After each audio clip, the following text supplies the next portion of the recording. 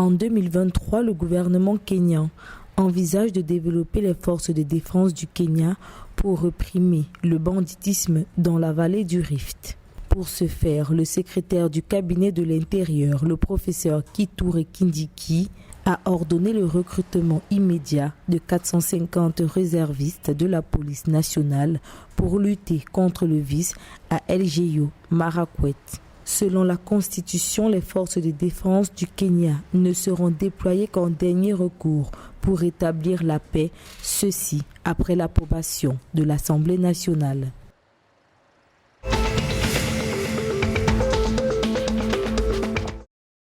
L'armée soudanaise a équipé une force conjointe de maintien de la sécurité pour protéger les civils au Darfour.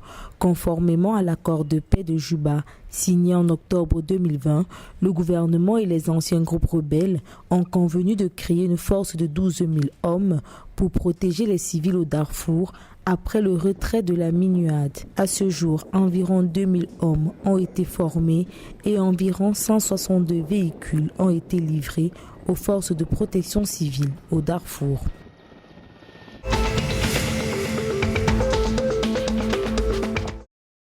Le professeur Kennedy Gastorn, représentant permanent de la Tanzanie auprès des Nations Unies et ambassadeur aux États-Unis, a été licencié le 3 janvier 2023.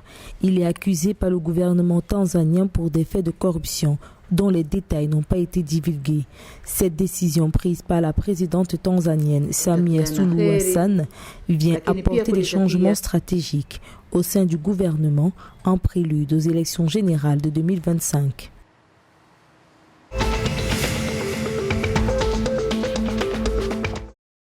Dans le but de stabiliser son marché, l'Éthiopie a acheté 43,37 millions de litres d'huile comestible à une entreprise de fabrication d'huile de palme basée à Djibouti.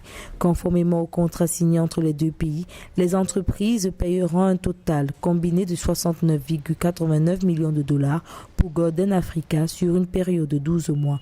Pour rappel, à Addis Abeba, le prix d'un ensemble d'huile de palme de 5 litres est de 5,6 $. L'huile de palme sera distribuée au public dans d'autres zones avec le prix de vente qui tient compte du coût du transport depuis le magasin principal de la capitale jusqu'à chaque destination.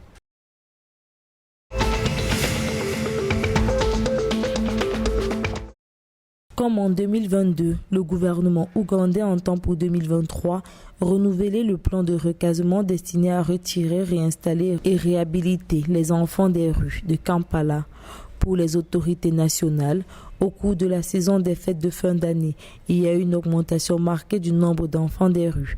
En avril 2022, soutenu et financé par la première dame Janet Museveni, le ministère de Mateke, l'autorité de la capitale de Kampala et la police ont uni leurs forces pour retirer jusqu'à 161 enfants des rues et les recaser au centre de réadaptation de Copeland dans le district de Napak, dans la région de Karamoja, au nord-est de l'Ouganda.